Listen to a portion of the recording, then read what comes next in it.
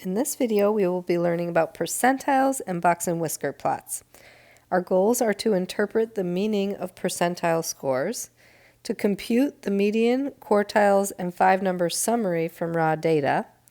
We will use that data to make a Box-and-Whisker plot and interpret the results, and we will describe how a Box-and-Whisker plot indicates spread of data about the median. Let's talk about percentiles first. For whole numbers p, where p is between 1 and 99, the pth percentile of a distribution is the value such that p% of the data fall at or below it, and 100 minus p% of the data fall at or above it. There are 99 percentiles, and in an ideal situation, the 99th percentiles divide the data set into 100 equal parts. So if you're, for example, at the 99th percentile on your reading test, you're in the top 1% of that population. If you score in the 50th percentile on your reading test, then 50% of the other people who in that population are equal to your score or below. If the number of data elements is not exactly divisible by 100, the percentiles will not divide the data into equal parts.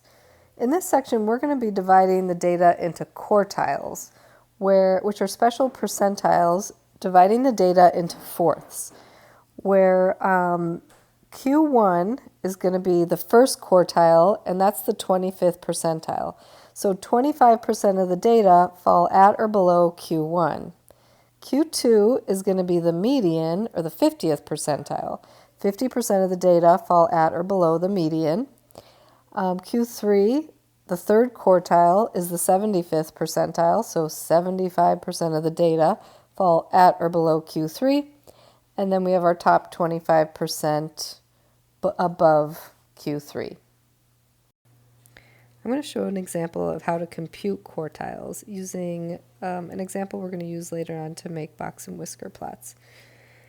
Number 1, Consumer Reports did a study of ice cream bars and included the calorie count of the rated ice cream bars. The calorie counts for 22 vanilla flavored bars are shown below. First, we want to find the median, which is the second quartile. There are 22 data values, so if I do 22 plus 1 divided by 2, I get 11.5, telling me that the median is between the 11th and 12th data values. So 1, 2, 3, 4, 5, 6, 7, 8, 9, 10, 11, and 12 would be 209 and 234. So those two numbers are going to help me find the median. I'm going to add them together and divide by 2. Remember, if there's an odd number of data values, there will be one middle number, and that's your median. But since we had an even number, there's 2 middle numbers, and we find their mean. And we get 221.5.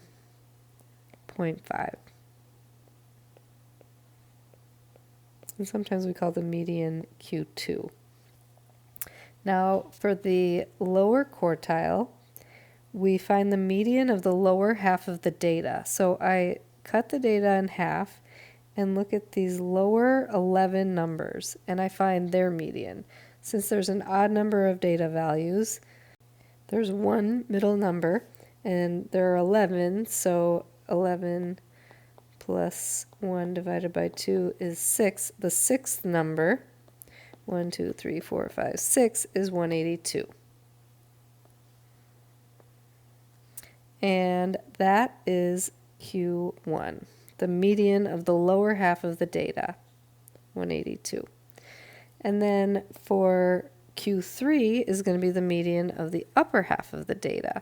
So these top 11 numbers, and again, the sixth one in, 1, 2, 3, 4, 5, 6, 319 is going to be my Q3. And then if I add on my lowest value, 111, and my highest value, 439, we get what is called the 5-number summary. And we are going to use technology to calculate these values in the future. I would prefer if you do this on your TI Inspire, but I wanted to show you where these numbers come from and how it's done by hand. Another useful measure of data spread utilizing relative position is the interquartile range, or IQR. It's the difference between the third and first quartiles.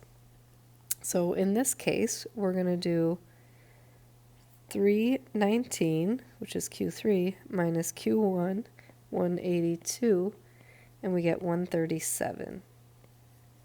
So that's the spread of the middle 50% or middle half of the data.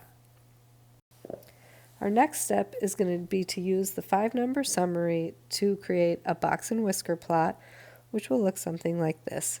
We'll have a box in the middle that represents the middle 50% of the data values, and the lower whisker is going to represent the bottom 25% of the data values.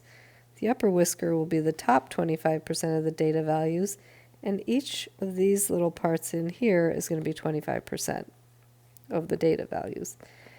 So let's talk about how to do this. Looking back at our data from before, we're going to make a box and whisker plot by first making a scale using a number line on the bottom of the page. So I'm going to do my best to make a nice constant scale. My lowest value is 111. My highest is 439. I might go from 100 to 500. I want to pick nice, easy numbers that are going to be easy to make a constant scale with evenly spaced intervals. So halfway between 100 and 500 would be 300, and halfway between 100 and 300 would be 200, and right here would be 400. And then I'm going to make marks for 150, 250, 350, 450, and then if I make 4 little marks, 1, 2, 3, 4, in between each of those, those will represent going up by tens.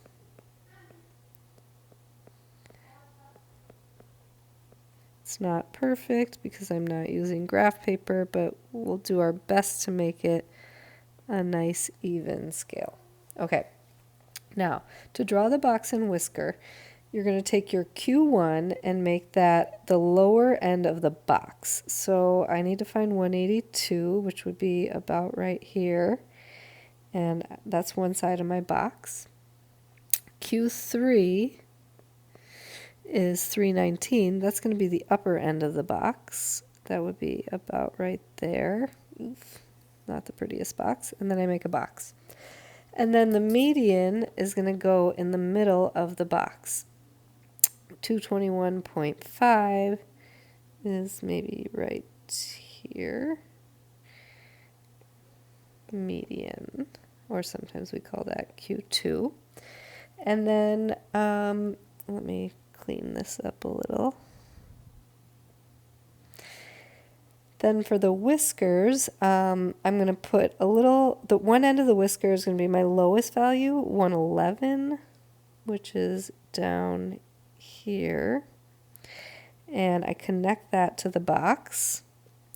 And then my highest value, 439, is up here, approximately, and I connect that using a whisker. And now our box and whisker plot is complete. And if we talk about interpreting it, remember that Q1 is the 25th percentile, so 25% of the data is at or below 182, and that bottom chunk of the data is represented in that lower whisker. And then the next 25% of the data is in that next section. 25% of the data falls in the next section, which would be these numbers, and then 25% of the data falls in that last section. So the parts that are smaller, like this box right here, between Q1 and Q2, it looks smaller, but it has the same number of data values. They're just clustered closer together. The longer section, or this long whisker, those represent the same number of values as each of the other 4 parts, but the data values are more spread out when the whisker is longer, or the part of the box is longer. So here are some additional interpretations. The box tells us where the middle half of the data lies, so we see that half of the ice cream bars have between 182 and 319 calories, with an inner quartile range of 137. The median is slightly closer to the lower part of the box, which means that the lower calorie counts are more concentrated.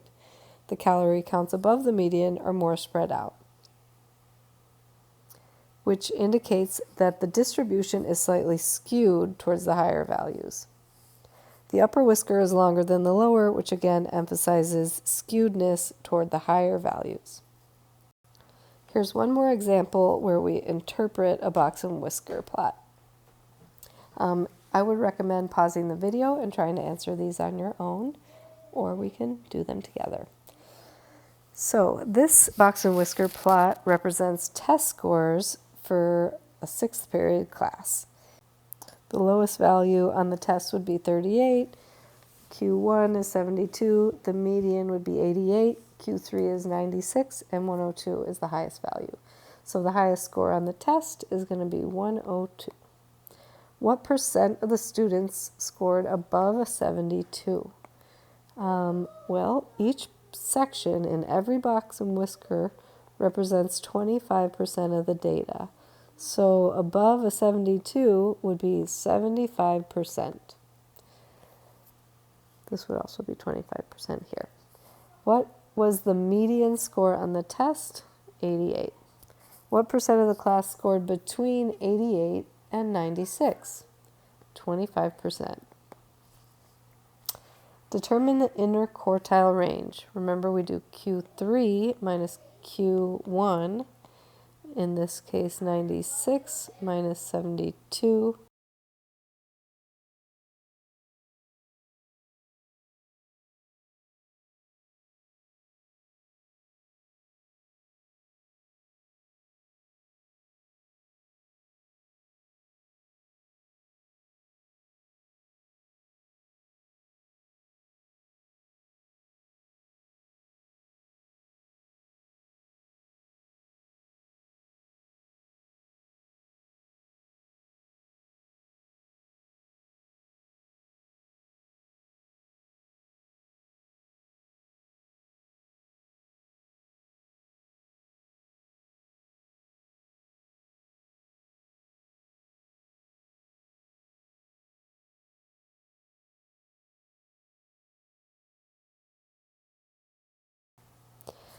Would you expect the mean to be above or below the median?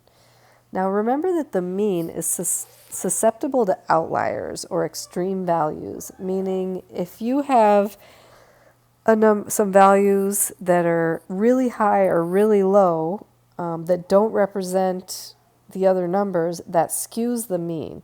And this data with the long whisker on the left side, the data value is more spread out on the left. It's more clustered on the right on the higher end. We would say this data is skewed to the left.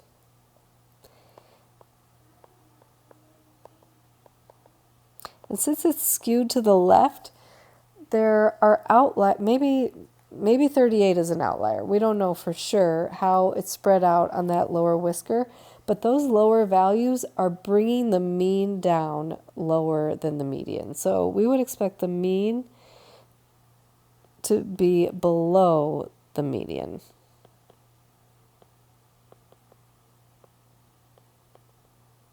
The median is not as susceptible to extreme values, but the mean will be pulled down low by those low values.